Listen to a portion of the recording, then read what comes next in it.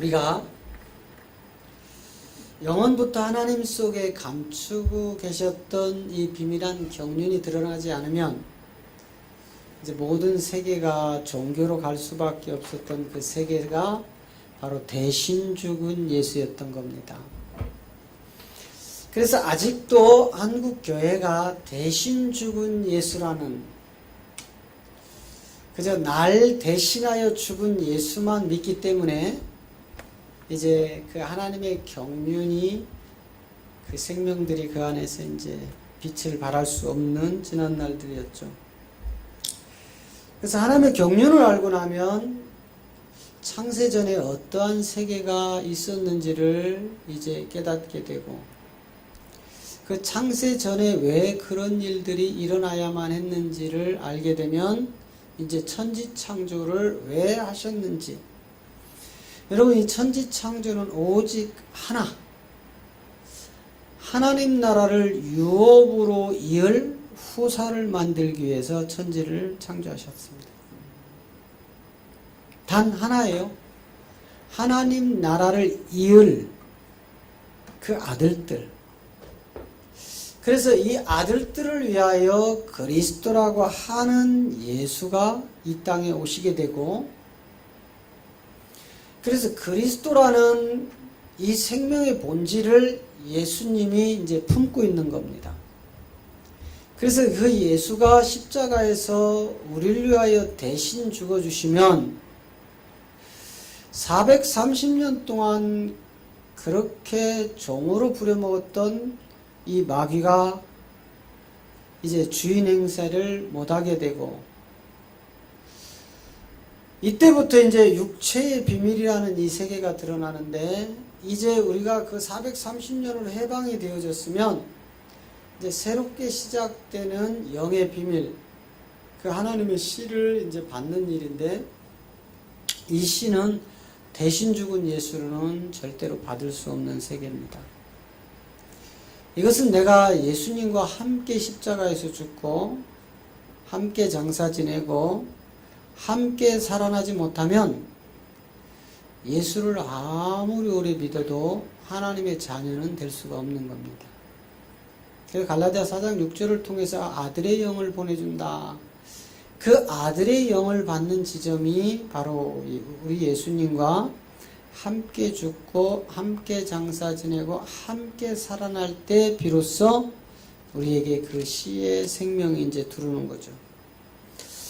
그리고 이제 이 천지 창조된 내력이 드러나고 나면은 이제 6일 창조의 비밀이 이제 하나씩 벗겨지는데, 창세기 1장 1절이라는 큰 주제가 하나 나옵니다. 자, 창세기 1장 1절의 큰 주제가, 자, 말씀을 띄우세요. 자, 천지 창조라는 큰 주제가 태초에 하나님이 천지를 창조하시니라 이렇게 되어 있어요. 그 천지 창조 그 세계를 이제 알 수가 없기 때문에 우리 하나님은 그 천지 창조의 1장 1절을 하나의 주제로 떼어서 딱 놓으신 거예요. 저 태초에 하나님이 천지를 창조하시니라, 저 한 절이 성경 실상은 한 권입니다. 한 권. 그런데 많은 신학자들이나 목회자들이 태초에 하나님이 천지를 창조하시니라 이래 놓고 이제 성경을 풀어가는데, 그것은 이제 하나님의 경륜을 알지 못해서 그런 거예요. 그래서 이제 태초에 하나님 천지 창조된 저 세계가 한 권, 그리고 이제 2절로 내려가면 땅이라는 이 세계가 이제 드러납니다. 땅이 혼돈하고 이렇게 되어 있어요. 그리고 땅이 공허하고 땅이 흑암 위에 깊음 위에 있고, 하나님의 영은 그 물들을 덮고 있더라, 이 세계인데, 이제 저 2절이 또 한 권으로 이제 분리가 되어지고 나면 이제 3절부터 이제 창조의 내력이 이제 시작이 돼요. 그럼 여러분 여기서 잘 보면 태초에 하나님이 천지를 창조하시니라 그랬어요. 창조하시니라. 그런데 2절에 가서 갑자기 땅이 혼돈하고 땅이 공허하고 땅이 흑암이 깊음에 있고 이렇게 나오거든요. 그리고 나서 또 갑자기 3절에 가서 하나님이 가라사대 빛이 있으라 하시매 빛이 있었고 이렇게 됐어요. 그러면 여기서 왜 하나님이 저 빛을 있으라 했을까?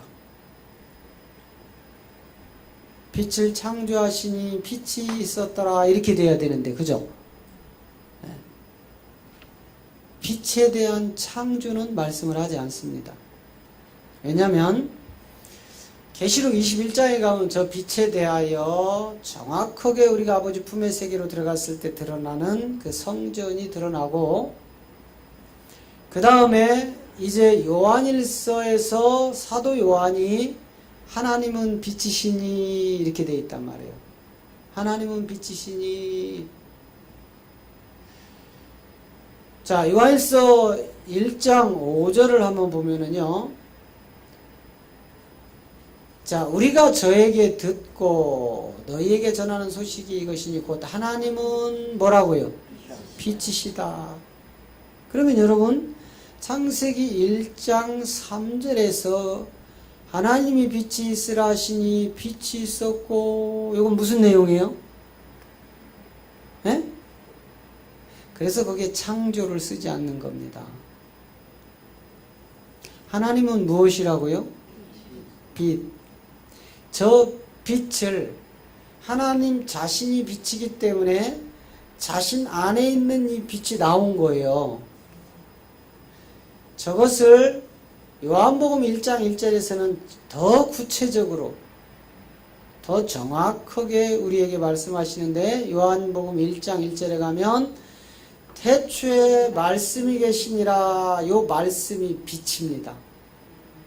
이 말씀이 빛 하나님이신데 이 말씀이 하나님과 함께 있었다 이렇게 하는 거는 또 이게 도대체 뭐냐 이 말이에요. 그리고 이 말씀은 곧 하나님이시니라 이렇게 되어 있거든요. 결국은 우리 때문에 저 현상을 하나님이 지금 표시를 해놓은 거예요. 우리 때문에 육의 몸을 가진 그러니까 하나님은 영이신데 영은 영으로밖에 알 수가 없어요. 왜냐하면 이제 고린도전서 2장 10절에 가면 저 세계를 이제 사도 바울이 이제 그렇게 표현을 합니다. 자, 오직 하나님의 영으로 이것을 우리에게 보이셨으니 영은 모든 것 곧 하나님의 깊은 것이라도 통달하시느니라 이렇게 되어 있어요. 성령이 아니고 영이에요. 영. 즉 그리스도의 영. 여러분 성경 66권은 전체가 누구에 대한 내용이라겠죠? 예. 그 마이크 볼륨 좀 올릴 수 있어요? 예, 그것 좀 올리세요. 자, 오직 하나님은 이 하나님께서 우리에게 아니 이 마이크 말고 그 카메라 마이크. 자, 요거 좋아요. 그대로 놔두시고. 자, 오직 하나님이 영으로 이것을 우리에게 보이셨으니 이 하나님이 보여준 이 영은 하나님 속에 있는 깊은 것까지도 다 꿰뚫고 계신다 이렇게 얘기한 거예요. 이게 영의 세계인데 그런데 육을 가진 우리가 그 영의 세계를 판단할 수가 없어요. 전혀 알 수가 없습니다.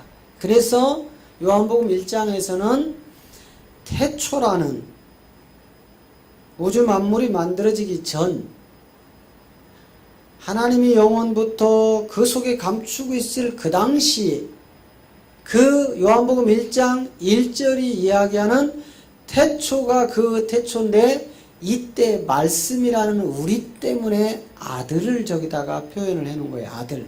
제가 누누이 말씀드리지만 영의 세계에 진입을 하면 아버지도 없고 아들도 없고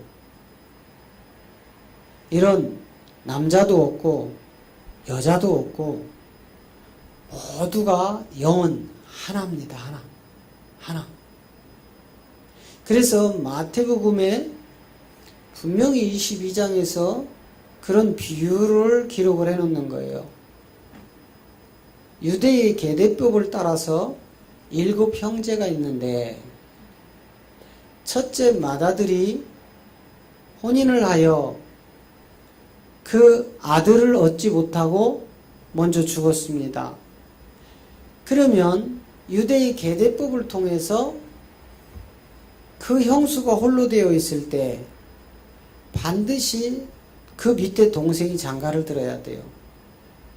이건 무엇을 보여주냐면 유대인들은요 혈통상 선민이지만 이미 복음을 이방인에게 빼앗긴 마지막 때에 부끄러운 구원으로 올라오는 자들이에요. 그러니까 이방인 중에서 이 아들을 만들어 하나님 나라를 유업으로 주지 유대인들에게 주지 않습니다. 그래서 예수님이 무화과나무를 저주해서 죽었고 노아의 홍수를 통하여서 포도의 농사가 첫 번째 결실이 되어지고 가나안이라는 저주의 민족이 거기서 나오는 거예요. 그러니까 이런 성경의 그 통을 통해서 성경이 하나님의 경륜으로 통을 세워놓지 않는다면 인간의 입맛에 맞는 짜깁기를 한 설교들이 모든 권세와 기득권을 잡고 있는 그들이 다 종교로 팔아먹게 되어 있습니다. 그래서 이 7째 아들이 차례로 형수에게 장가를 들지만 모두가 아들을 얻지 못합니다. 그리고 그들이 부활의 날에 서로 그 형수를 놔두고 그 한 여인을 놔두고 7 형제가 모두가 내 마누라라고 할 때 어떻게 하겠습니까? 하고 예수님한테 질문할 때 예수님이 너희가 성경도 하나님의 능력도 오해하였도다 하면서 자 마태복음 22장 29절 30절을 보면은요 예수께서 대답하여 가라사대 너희가 성경도 하나님의 능력도 알지 못하는 거로 오해하였도다. 부활 때에는 장가도 가지 아니하고 시집도 아니가고 하늘에 있는 천사들과 같으니라. 자, 이 천사들은 육이 있나요? 없죠? 영의 세계란 말이에요, 천사들은.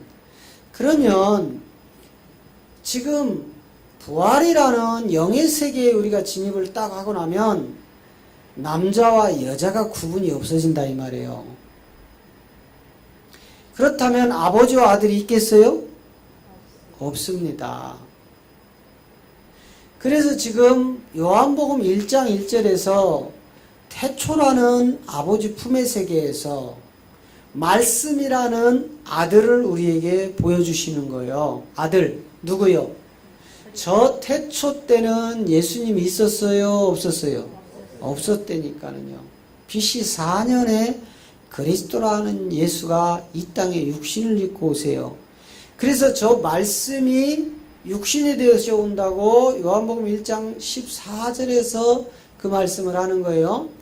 말씀이 육신이 되어 우리 가운데 거하심에 결국은 뭡니까?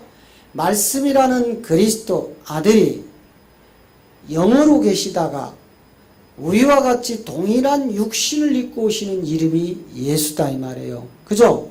그래서 마태복음 1장 21절을 통해서 아들을 낳으리니 이름이 뭐라? 예수라. 저게 BC 4년에 유대 땅 베들레헴에 갓난 아기로 태어났을 때 그 이름을 붙여준 이름이 예수였다 이 말이에요. 그런데 그 예수라는 이름을 풀어봤더니 자기 백성을 저희 죄에서 구원할 자였더라 이 말이에요. 구원한 자가 아니고 구원할 자였더라 이 말이에요. 그래서 다시 요한복음 1장 14절로 가면 말씀이 육신이 됐다. 말씀은 그리스도고 육신은 예수였다 이 말이에요. 자, 로마서 1장 10장 14절에 17절에 가면 자, 그러므로 믿음은 들음에서 나고 들음은 누구의 말씀이에요? 자, 그럼 태초에 말씀이 계시니라. 이 말씀이 누굽니까? 그리스도. 이 그리스도가 육신을 입고 오시는 이름이 예수였단 말이에요. 요한복음 1장 다시 1절로 돌아가면 태초, 시작도 끝도 없던 시간이 흐르지 않던 영원한 그 세계, 우주 만물이 만들어지기 전 세계부터 하나님 속에 감추고 있던 이 비밀한 경륜을 이루시기 위하여 저 말씀이 움직이시는 거예요. 그래서 저거를 아들이라고 표현을 해놓는데 실상은 우리가 지금 성경상 오류로 독생자라고 되어 있지만 사실은 독생자는 없는 말이에요. 자, 왜냐하면 요한복음 1장 18절을 가면 이게 독생자가 아니고 자, 본래 하나님을 본 사람이 없으되 아버지 품속에 있는 독생하신 하나님이 나타나셨느니라 이렇게 되어 있어요. 그렇다면 지금 말씀이 육신이 돼서 오신 분이 지금 누구예요? 네? 말씀이 누구냐고요? 이분이 그리스도 독생한 하나님이었다 이 말이에요. 본래 인간은 하나님을 보면 죽습니다. 죄로 인해서. 그래서 모든 구약의 선진들이 하나님을 아버지라 부를 수가 없었다. 그거에 대한 설명을 그동안 계속 해왔죠. 그러나 이방인인 우리가 하나님을 아버지라 부르고 있다고요. 아브라함도 이삭도 야곱도 다윗도 또 엘리야도 모세도 모든 구약의 선진들이 하나님을 아버지라 부를 수가 없었다. 왜요? 그때는 혼의 세계였기 때문에 그래요. 이 영의 세계로 진입하려면 저 아버지 품속에 있는 독생하신 하나님이 오셔야만 우리가 영의 세계로 진입을 할 수 있는 겁니다. 그래서 지금까지 우리 기독교가 대신 죽은 예수만 외쳐댔던 거예요. 이 대신 죽은 예수로는 종교만 커진다니까는요. 건물만 확장하고 사람만 모으지 한 사람 한 사람을 주님의 신부로 바꿔놓을 수 없는 겁니다. 그래서 하나님을 본 사람이 없다. 저건 십자가 사건이 아니면 절대로 이루어질 수 없는 사건이죠. 근데 아버지 품속에 있는 독생하신 하나님이 나타났어요. 그러면 이 말씀이 육신이 돼서 왔다는 말은 아버지 품속에 있던 독생하신 하나님이 육신을 입고 온 거지 독생자 아들이 아니란 말이에요. 이 독생자 외아들은 인간들이 만들어 놓은 거예요. 인간들이. 아버지 품속에 있는 독생하신 하나님. 그래서 다시 1장 1절로 가면 이 말씀이 누구로 드러나는 거예요? 독생하신 하나님 그리스도로 드러나는데 우리의 육을 가진 우리들 때문에 저 말씀이 육신이 된 아들이라고 표현을 해놓은 겁니다. 아들. 그러나 아까 마태복음 22장 읽어본 것처럼 영의 세계에 진입을 하니까 남자와 여자가 있어요, 없어요? 없습니다. 아버지와 아들이 있을까요, 없을까요? 없어요. 그런데 우리는 이것이 마치 있는 것처럼 육의 생각으로 하나님을 판단하여 얼마나 많은 오류를 범하고 있는지. 그래서 22장 마태복음 22장 29절에서 너희가 성경도 하나님의 능력도 알지 못하는 거로 오해하였도다 이렇게 되는 거예요. 이 영의 세계를 전혀 이해를 못하는 거예요. 이제 우리가 이 천지창조의 내력을 이제 우리가 이제 풀어가야 되는데, 자, 창세기를 통해서 이제 한번 보겠습니다.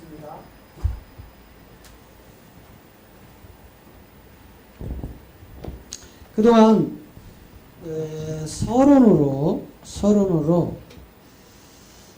창세 전엔 어떤 세계가 있었나, 에스겔 28장, 이사야 14장, 그 다음에 히브리서 1장, 또 창세기, 계시록 등등을 통해서 이제 창세전 세계 잠언을 통하여 이렇게 쭉 풀어드렸고, 그렇다면 하나님이 이 천지 창조를 통해서 드러내고자 하시는 본질이 뭐냐 이 말이에요.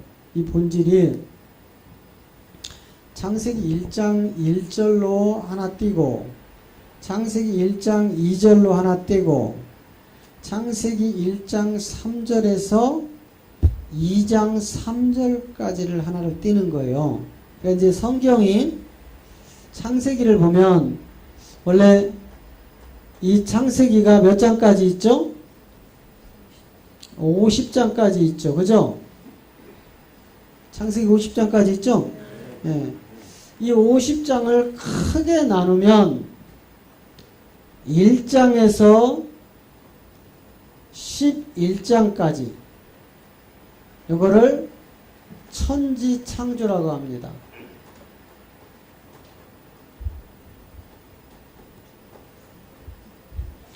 그리고 창세기 12장부터 50장까지를 뭐라고 할까요?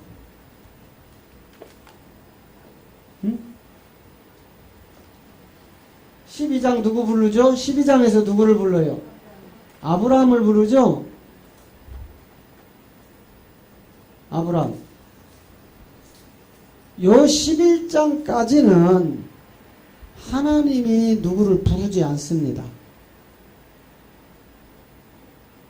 물론 이제 노아 방주 사건이 이제 거기에 중간에 개입이 들어가 있지만, 전부 이 아담의 후예들을 통해서 낳고 하다가 창세기 6장에 가서 이제 그 가인사를 다 마무리 시켜버리고, 아벨 대신 왔던 이 셋을 통하여서 노아의 방주가 이끌어가는데, 결국은 이 노아를 통해서 함이라는 저주의 자식이 나와서 이 가나안이라는 엄청난 그 세계가 이제 드러나죠. 근데 우리 기독교에서는 가나안을 천국이라고 가리키고 있어요. 가나안은 함의 저주받은 자식들이 만들어 놓은 땅입니다. 그런데 왜 유대 민족을 그리로 인도했을까? 왜 거기를 젖과 꿀이 흐르는 땅이라고 했을까? 이런 세계들이 이제 하나씩 이제 펼쳐져야 되는데, 그래서 이걸 천지 창조를 끝내고 나면 이제 드디어 하나님이 이 아브라함을 불러서 족장이라는 시대를 열어갑니다. 그런데 이 천지 창조라는 1장 1, 요거를 한번 또 분리를 시켜보면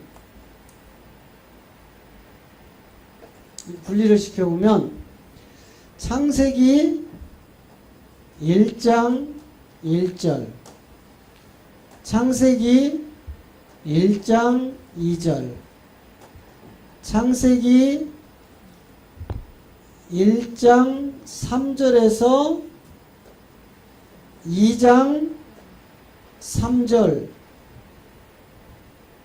그리고 마지막 하나가 창세기 2장 4절에서 창세기 3장 24절로 이렇게 창세기를 4등분을 해야만 이제 하나님 속에 감춰있는 비밀한 경륜이 드러나게 되어 있습니다. 이것이 에베소 3장 사도 바울께서 이제 그 3천층의 비밀을 통하여 기록되어 있던 이런 내용들인데, 이거를 이게 이제 사도 바울의 3천층이란 말이에요. 이걸 통해서 바울이 뭐라 했냐면 에베소서 5장 32절에서 이거를 바울이 비밀이다, 큰 비밀이다, 큰 비밀이다 이렇게 이야기를 해요, 바울이. 그런데 이 비밀을 펼쳐봤더니 하나는 그리스도가 나오고 하나는 교회가 나왔는데 이 그리스도는 신랑이었고 교회는 신부였다 이 말이에요. 이걸 큰 비밀이라고 했는데 이거를 에레미야 3장 33장 아니 맞나요? 33장 3절 맞죠? 예. 에레미야 33장 3절을 통해서 바울이 큰 비밀이 하나 있다. 이것이 그리스도라는 신랑, 교회라는 신부의 혼인의 비밀이다. 이거를 아담과 하와를 흙으로 만들고 둘이 연합하여 만들어 놓은 이 세계. 에레미야 33장에서는 뭐라고 얘기하죠?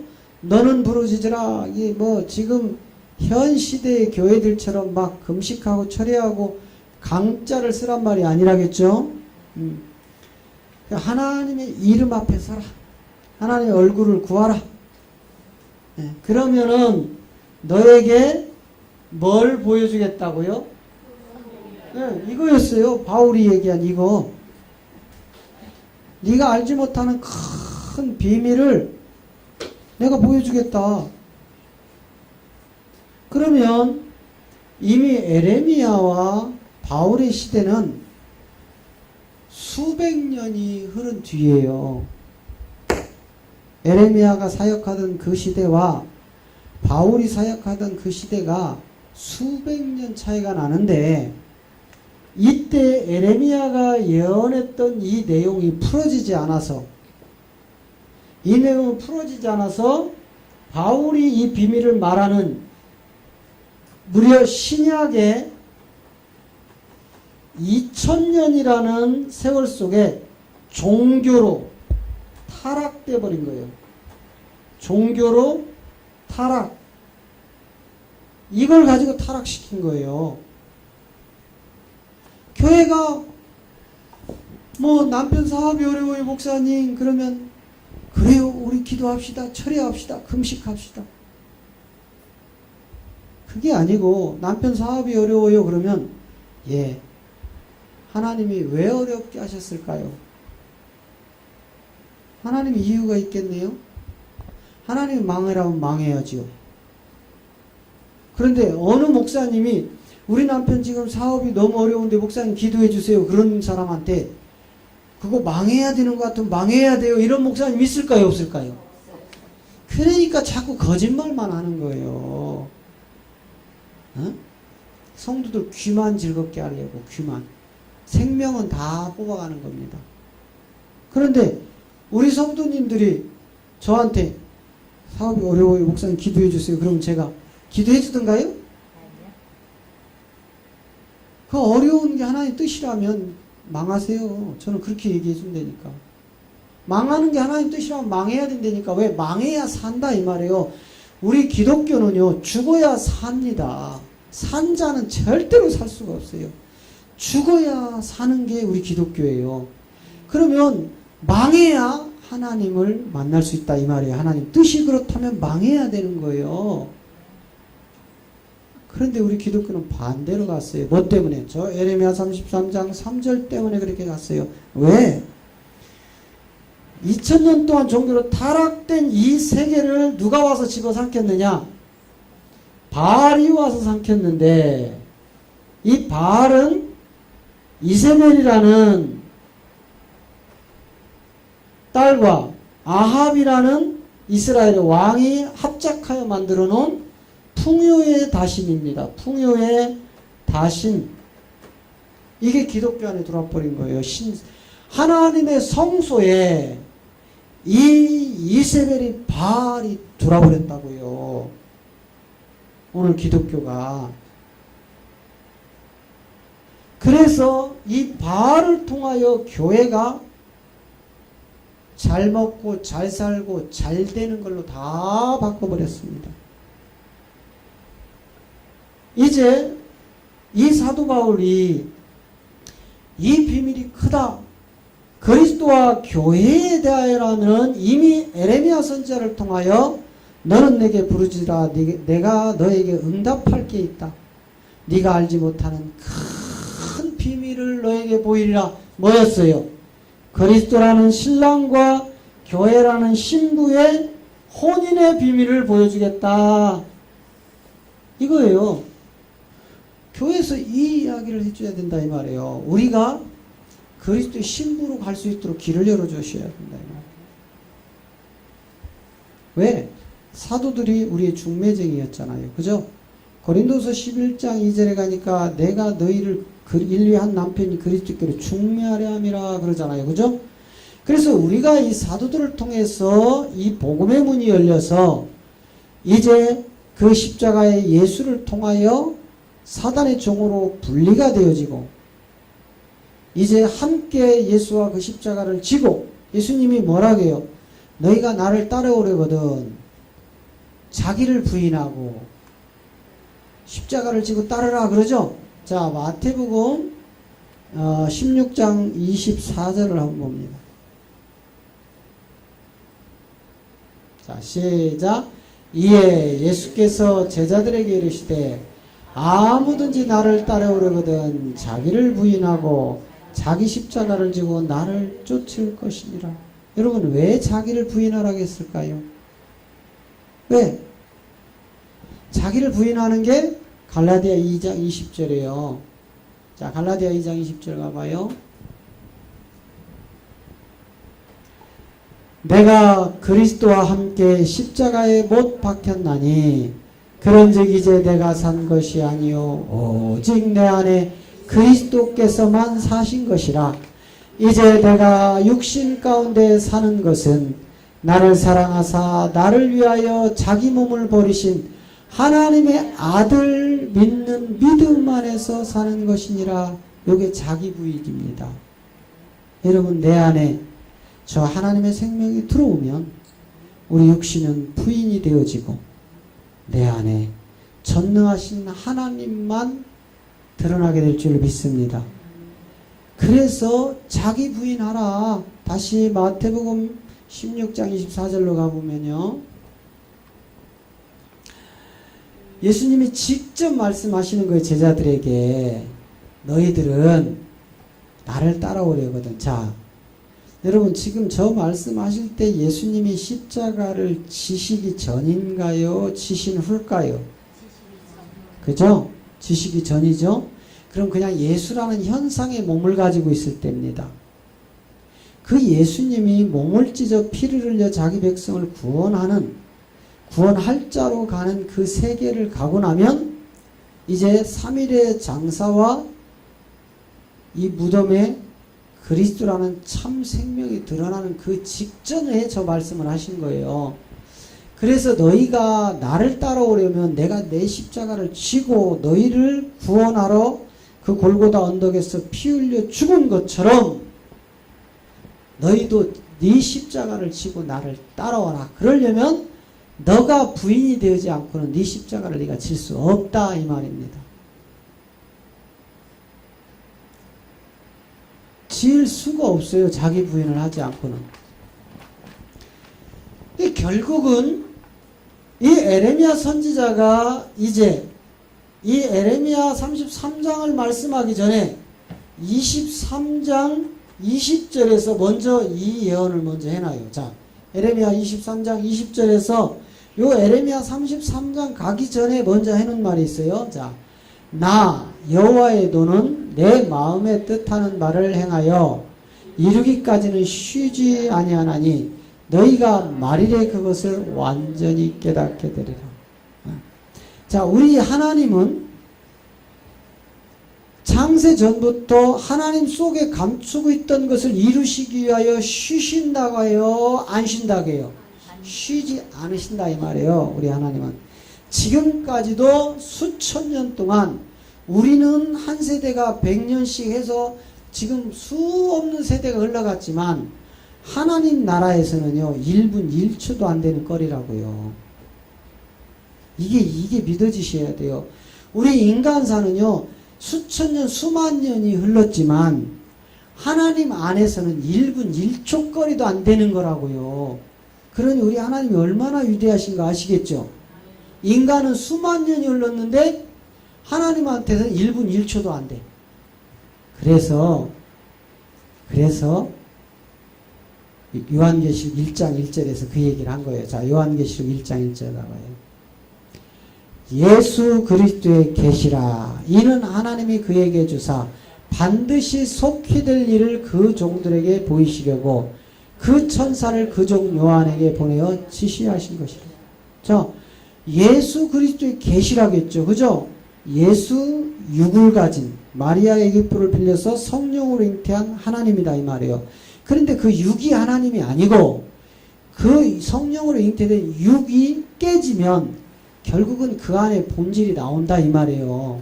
그게 그리스도고, 그래서 이 하나님의 그 될 일이 속히 된다고 했어요. 그런데 우리에게는 지금 몇 년이 지났습니까? 2000년이 지났어요. 2000년. 그러면은 저게 속히 된 거예요? 늦게 된 거예요? 예? 그러니까 수만 년이 흘러도 우리 하나님 앞엔 1.1초 거리도 안 된다 이 말이에요. 그러니까 하나님은 속히 될 일이야. 우리에게는요, 더디 될 일이었다니까. 우리의 육을 가진 우리에게는 더디 될 일. 영의 세계로 진입하면 속히 된 일. 그런 인간이 어떻게 깨닫겠느냐 이 말이에요. 저 말을. 깨달을 수가 없죠.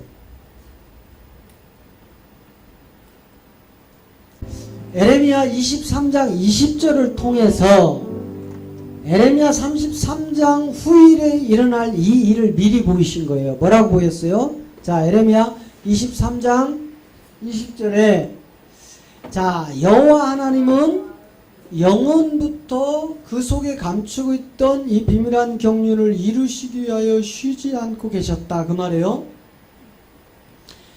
그러면서 너희가 내가 쉬지 않고 일한 그 비밀한 경륜을 마지막 말일 끝날이 되면 완전히 깨달을 것이다. 할렐루야.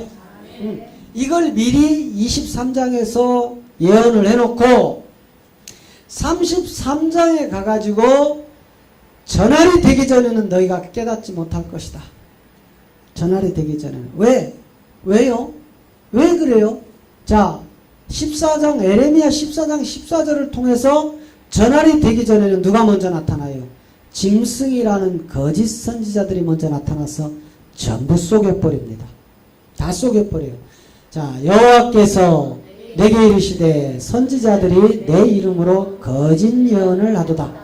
나는 그들을 보내지 아니하였고 그들에게 명하거나 이르지 아니하였거늘 그들이 거짓 계시와 복술과 헛하는 것과 자기 마음의 속임으로 너희에게 예언하였도다.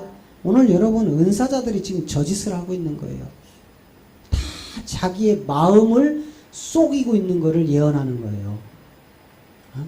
우리 하나님은 말일 끝자락에 온전한 선지자가 드러날 것을 이야기를 하신 겁니다. 마지막 끝자락에 가서 이제 하나님의 이 대언의 영을 선포할 자들이 따로 있다고 하시는 거예요. 그러기 전에는 이 거짓 예언자들, 거짓 선지자들이 먼저 나타나서 전부 마음의 헛된 속임수로 꿈을 꾼 이야기하고 그들이 환상 본 이야기를 하고 그들이 성경을 거짓으로 풀어제키고 그들의 마음의 속임수로 성도들을 휘어잡아서 두렵고 떨림으로 은사가 강할수록 내가 이런 능력이 있는데도 내 말 안 되면 하나님이 큰 벌 줄 거야 이래서 사람을 확 휘어잡고 가는 거예요. 그래서 은사자들이 그렇게 독하고 그렇게 못돼 처먹었어요. 은사자들 성격이 아주 못됐습니다. 은사자들. 여러분 아시잖아요. 여기 오시기 전에 은사자들 다 겪어보셨잖아요. 왜 이렇게 은사자들은 그렇게 성격이 모났을까? 은사자라는 사람들이 과격하고 막 입이 거칠고 말을 함부로 하고 자기가 최고고 그래서 내 말 안 들으면 너네 저주받는다는 이런 헛된 소리나 했었고 제가 오래전에 평신도 안수집사로 생활할 때 그 당시에 내가 그렇게 존경하고 따르던 그 목사님이 입에서 그렇게 저주를 자꾸 쏟아놔요. 너희들 나 떠나면 잘 될 줄 아느냐? 저주받을 것이다. 심리도 못 가서 발병 났네. 주의 중에 입에서는 이런 소리 하면 안 됩니다. 구원의 축복의 말로 위로하고 격려해야지. 응? 그래서 이 거짓 선지자들이 먼저 나타나서 저렇게 자기의 마음으로 속여서 성경을 거짓 계시로 풀고 복술이라는 꿈 얘기를 하고 또 허탄한 것들 잘 먹고 잘 사는 이야기해서 주님의 양들을 노략질하는 시대가 이 시대인데 이제 이것도 곧 마무리되어집니다. 왜? 이제 성도들이요 귀가 열리기 시작을 합니다. 귀가 하나님의 때에 여러분 우리 교회에서 3년만 아니 3년까지도 필요 없습니다. 6개월만 예배를 드리고 나면 성경의 실체가 드러날까요? 안 날까요? 드러나요. 그러면 성경을 저렇게 거짓 계시로 푸는 자들을 내용을 들어보면 분별이 갈까요? 안 갈까요? 가게 되어 있습니다. 그래서 저렇게 저 먼 강릉에서도 오신 거예요. 달려오신 거예요. 할렐루야. 사랑하고 축복합니다. 그게 뭐냐면 사도행전 13장 48절에 보면 저렇게 강릉에도 숨겨놓으신다고요. 근데 강릉만 숨겨놓겠어요. 이제 미국도 숨겨놓고요. 중국도 숨겨놓고요. 러시아도 숨겨놓고요. 독일도 숨겨놓고요. 이제 바쁘다 바빠. 우리 함께 나눠서 가야 돼. 복음 가지고. 어떻게 고용고 하나가 어디를 다니겠어요. 그죠? 우리 함께 다 같이 달려가야 돼. 그때 나 미국 갈 테니까 전사님 러시아 좀 부탁해. 그럴 때 나 못해요. 나 못해. 못 가. 줄이를 틀어버려야 돼 이제. 예? 그때도 못한다고 하면 줄이를 틀어버려야 된다고. 할렐루야. 복음으로 얼른 잘하셔서 자 이방인들이 듣고 기뻐하여 하나님의 말씀을 찬송하며 영생을 주기로 작정된 자들은 다 믿더라. 할렐루야. 아멘. 얼마나 감사한지 몰라요. 얼마나. 이제 하나님의 때가 됐습니다. 하나님의 때가. 네. 하나님의 때가. 자, 이제 그 마지막 말일 끝자락에 가니까 이제 에레미야 33장이 사도 바울을 통하여 큰 비밀이 있다는 것이 풀어져 버렸어요. 할렐루야. 감춰져 있던 게 드러났어요. 왜? 이미 골로새서 1장 26절과 7절을 통하여 사도 바울이 성도들에게 다 드러났다 했잖아요. 그죠? 자, 골로새서 1장 26, 7절을 봅니다. 이 비밀은 자 어떤 비밀이었어요? 큰 비밀. 너는 내게 부르짖으라 내가 알지 못하는 큰 비밀을 보여준다겠죠. 이 비밀들은 언제부터 있었느냐? 만세와 만대로부터 감춰져 있었다 이 말이에요. 언제? 천지 창조가 되기 전에, 아담과 하와가 만들어지기 전에, 에덴의 동산이 창설되기 전에, 선악과와 생명나무가 자라기 전에, 이때부터 이미 감추고 있었는데 이제는 그의 성도들에게 나타났고, 이제 성도들이 뭐였어요? 드러났습니다. 자, 무엇이 드러났는지 17절을 보겠습니다. 하나님이 그들로 하여금 이 비밀의 영광이 이방인 가운데 어떻게 풍성한 것을 알게 하려 하심이라. 이 비밀은 너희 안에 계신 그리스도시니 곧 영광의 소망이니라. 결국은 이 비밀이 누구로 가서 딱 결론을 지어졌죠? 그리스도로 딱 끝나버리는 겁니다. 그리스도. 그리스도. 그래서 신천지 이것들이 뭐 비밀이요 다 감춰져 있다고 하는데 아무리 신천지 가봐도 비밀이 없어. 맞죠? 네. 신천지엔 비밀이 없습니다. 네.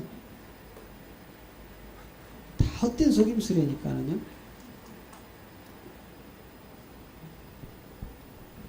이미 이제 다시 골로새서 2장 2절을 가면 정확하게 하나님의 비밀은 이거야 이렇게 되잖아요.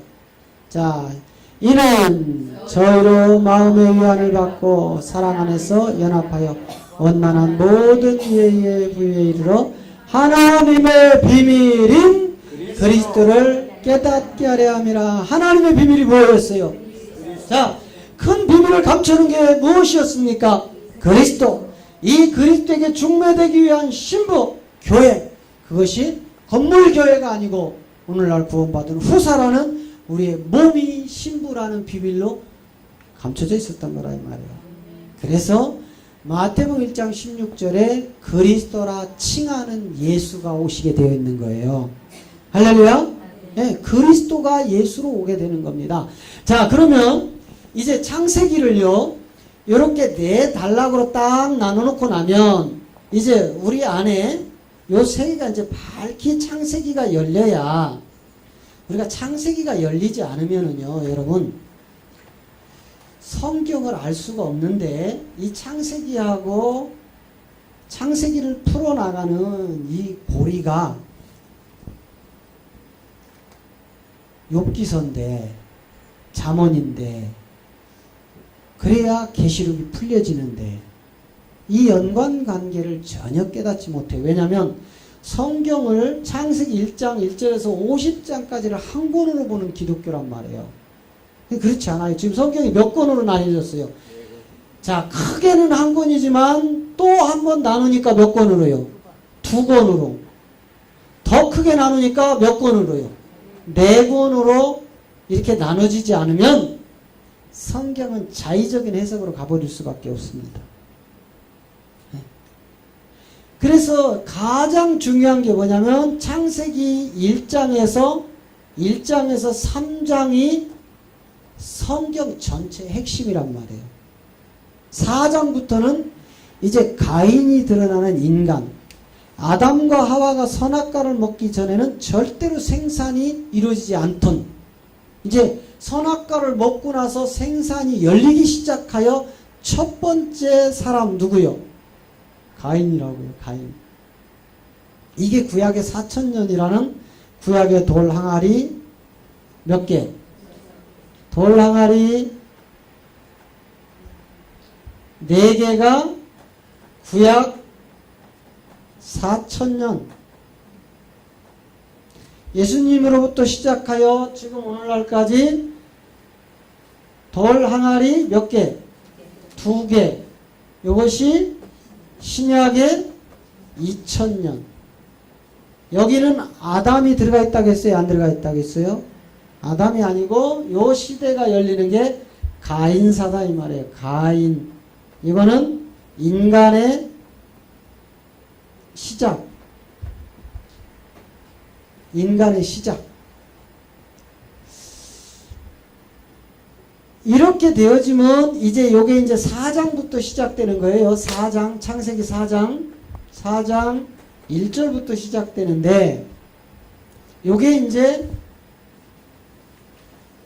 요한복음 2장 1절부터 11절로 시작되는 가나의 혼인잔치다 이 말이에요. 가나의 혼인잔치. 이거를 예수님이 첫 번째 가나 혼인잔치에서 왜 이걸 가지고 하셨느냐 이 말이에요. 왜? 요거 먼저 드러내지 않으면 안 되는 거예요. 요거를 드러내시기 위해서 우리 예수님이 이 땅에 오셔서 첫 번째 기사와 표적으로 가나 혼인잔치를 마치고, 이것이 마치고 나니까 첫 번째 우리 주님이 하신 일이 뭐냐면 46년 된 건물 성전 부셔라 이거였어요. 이게 몇 번째 성전? 제3성전. 왜? 이 3성전을 부셔야 뭐가 나와요? 몸된 성전. 예수님은 며칠 만에 부활, 나사로는 며칠 만에 부활. 아시겠죠? 아무리 성경을 보아도 보지 못하고 들어도 듣지 못하는 소경된 자들이 지금 말일 직전까지 왕노릇했던 시간이 지금 전 세계의 기독교계란 말이에요. 얼마나 감사해요. 지금 대한민국에 이 복음이 드러난 거예요. 우리 민족이 참 복받은 민족이에요. 여러분 생각해 보세요. 저기 미국에서 이게 들어왔다고 생각하면 여러분 미국까지 가서 배워오든지 아니면 미국에서 비싼 돈 주고 공수해가지고 여기서 들어야 돼요. 지금 가짜들 그러잖아. 뭐 콩이 목사니 뭐 무슨 목사니 아프리카 무슨 깜둥이 뭐 이런 목사님들 수천만 원 수억 원씩 줘다가 대형교회에서 막 집회하고 하죠. 그 여러분이 다 헌금으로 하는 거예요. 근데 대한민국에서 이 복음이 들려오니 여러분 뭐 비행기 표가 필요를 해요. 그분들 체제비 들여서 돈 들여 할렐루야. 아멘. 그걸 우리는 복음을 위해서 씁시다. 아멘. 할렐루야. 아멘. 그게 하나 된 같은 말 같은 뜻 같은 생각을 품고 가는 세계예요.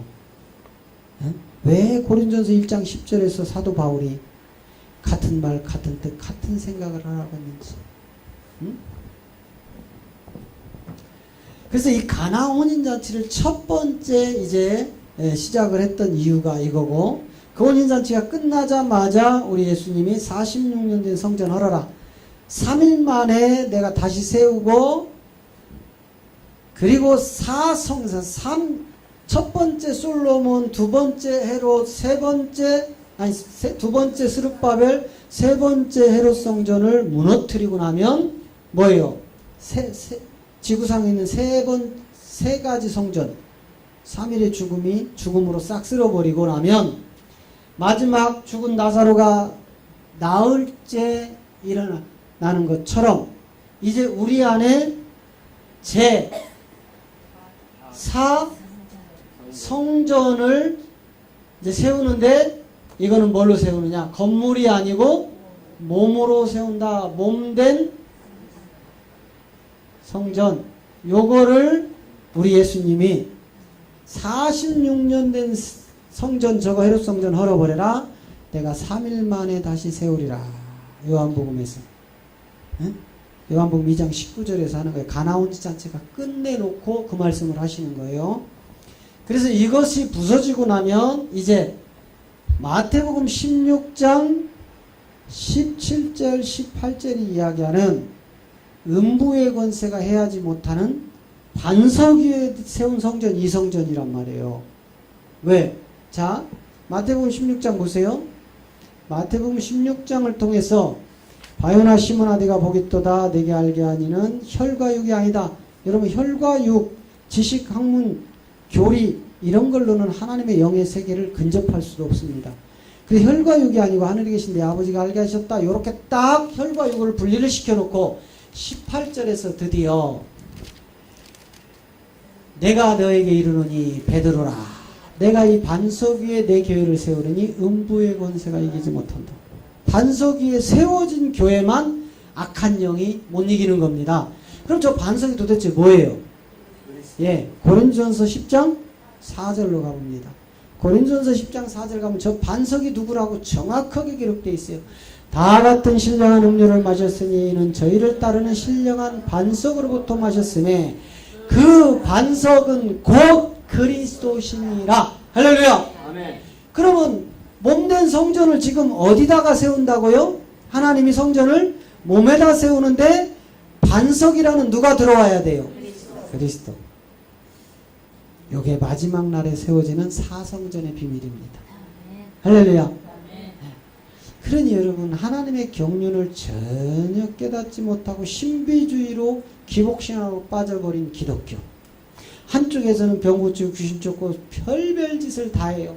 한쪽에서는 예수 믿으면 잘 먹고 잘 산다고 그냥 막 복 얘기만 해요. 경륜을 몰라서 그래요. 하나님이 이루시는 이 경륜을 몰랐어요. 반석이라는 그리스도를 통하여 세워지는 이 마지막 제4 성전도 이제 두 종류라겠죠. 무조건 성전이 세워지는 것이 아니고 이 성전을 이루려면 반드시 우리의 몸이 둘로 바뀌어야 되는데, 하나는 몸이라는 뭐가 나와요? 성령의 전이 나오고, 또 하나는 혼이라는 영의 전이 이게 하나가 될 때 비로소 몸된 성전이라 한다. 할렐루야. 요 성전을 이룬 사람을 누구라고 한다고 했어요? 그리스도의 신부라고 한다. 이 신부들은 그리스도의 옷을 입은 자들이에요.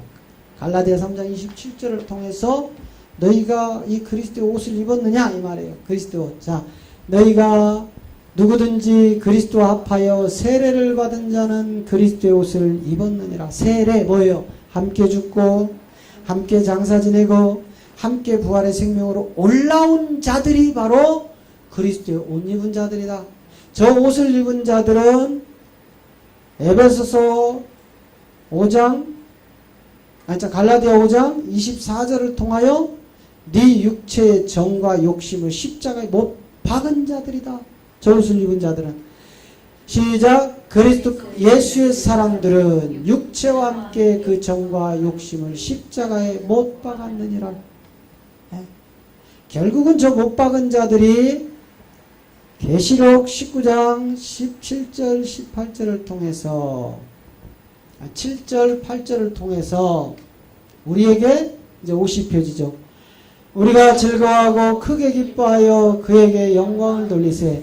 어린 양의 혼인기약이 이르렀고 그 아내가 예비하였으니 그에게 허락하사 빛나고 깨끗한 세마포를 입게 하셨은즉 이 세마포는 성도들의 옳은 행실이로다. 할렐루야. 저 옳은 행실, 저 세마포를 입은 아들들 누구예요? 계시록 21장 7절을 통하여 하나님이 내 아버지가 되고 내가 아들이 되는 그 세계, 그 자들은 반드시 육체의 정과 욕심을 십자가에 못 박고 이긴 자로 올라와야 돼요. 이기는 자들은 이것들을 유업으로 얻으리라. 나는 저의 하나님이 되고 그는 내 아들이 되리라. 할렐루야. 요 아들들에게 뭘 줘요? 계시록 2장 7절을 통하여 생명나무의 과실을 먹게 한다 이 말이에요. 에? 귀 있는 자들은 영이 교회들에게 하시는 말씀을 들을지어다. 이기는 그에게는 내가 하나님의 낙원에 있는 생명나무의 과실을 주어 먹게 하리라. 할렐루야. 저걸 왜 주어서 먹게 해요? 영생을 주려고. 창세기 3장 22절 맞아요? 확실합니까? 이러면 또 쫄아. 아이고 주여 내 질러요 까지 너무 못 먹어도 고야. 네. 자 얼른 바꿔봐요. 맞는지 안 맞는지 확인하게. 자 시작.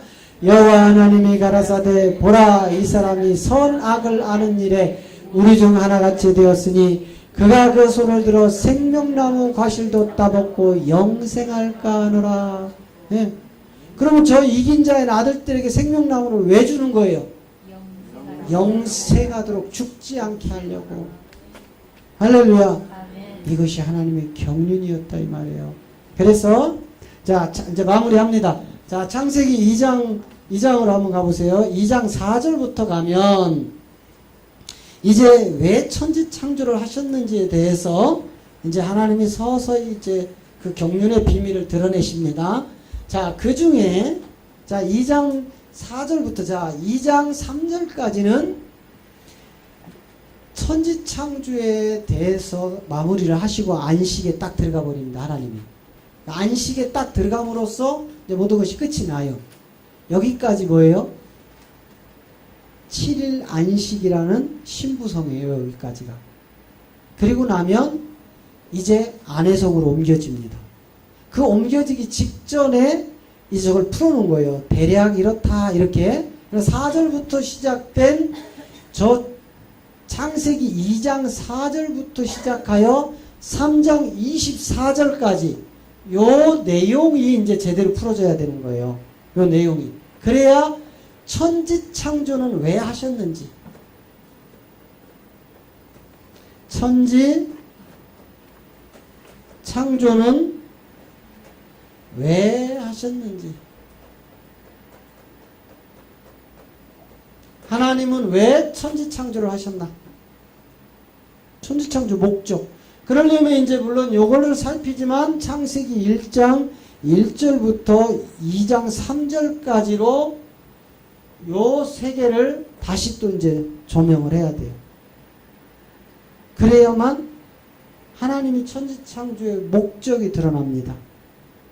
왜 하셨는지.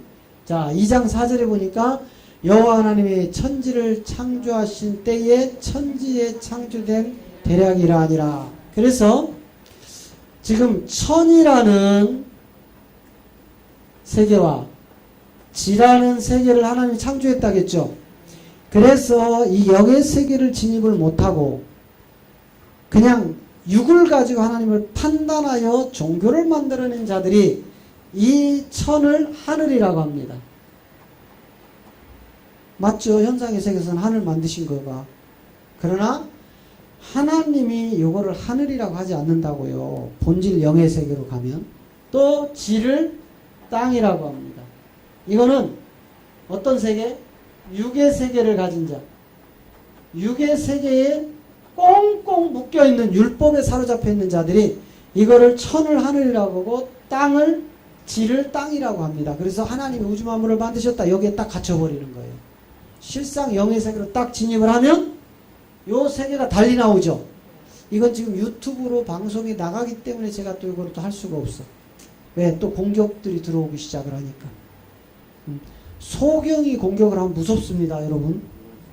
왠지 아시죠? 여러분, 눈 뜬 사람이 공격하는 거 별거 아니에요. 소경이 공격하는 거 진짜 무서워요. 왜 무서운 줄 아세요? 예? 배는 게 없으니까. 배는 게 없는데 죽기 살기로 하지 뭘. 눈 뜬 사람은 보이니까 무섭단 말이야. 싸우면서도. 그죠?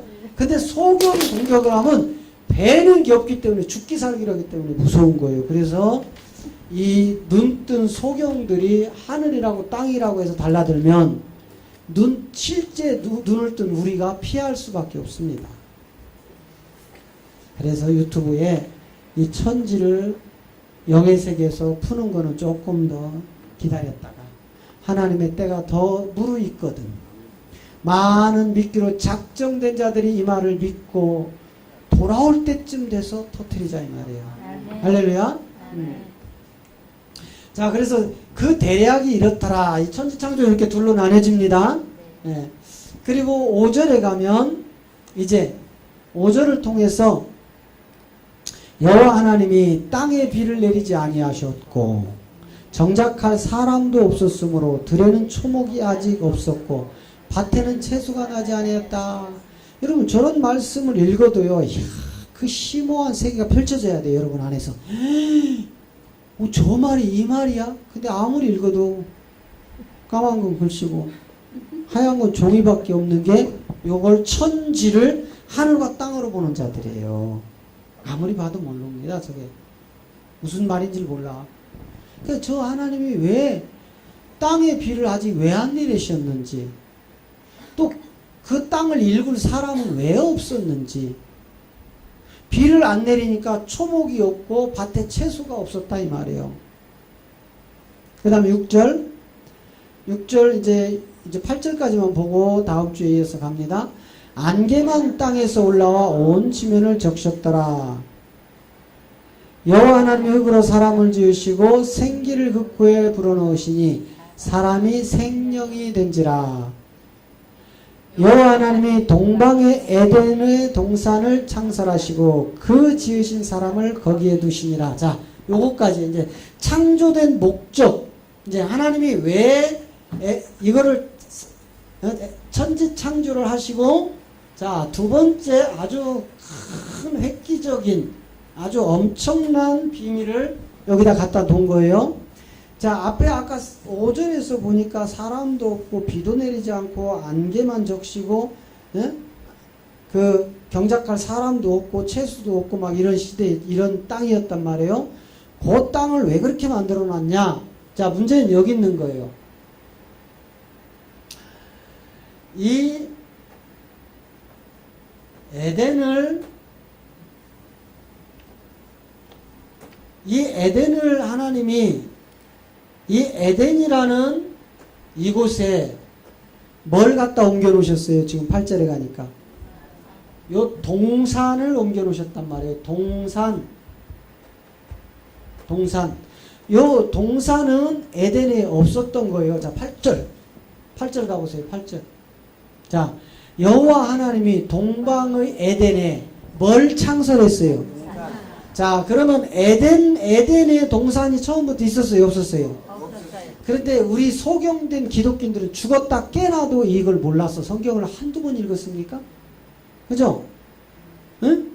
한두 번 읽었느냐고요. 저게 영의 세계를 진입을 하지 못해서 읽고 지나갔던 부분들인데, 이제 저 동방이라는 에덴을 창설하시고 이곳에 누굴 갖다 집어넣었어요? 아담을 갖다 집어넣은 거예요. 아담. 이제 천지 창조의 목적을 드러내시는 겁니다. 네.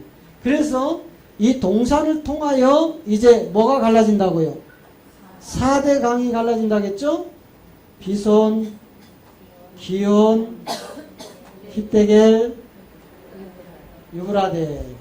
요렇게 시작된 가인사라겠죠? 이걸 통해서 이제 하나님이 보좌의 색에서 뭐가 나와요? 네. 생명수 강이 흐르고, 강 좌우에 뭐가 심겨졌죠? 생명 나무가 심겨져 있는데, 요것들이 무슨 열매를 맺혀요? 생명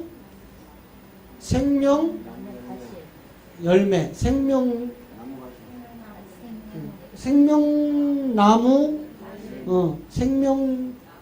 뭐라고 해야 돼? 생명 열매를, 요 생명수 나무가, 여러분, 요 생명수 나무가 처음부터 생명수 나무가 아니에요. 이런 나무나 똑같은 나무인데, 여러분, 그래서 마태복음에서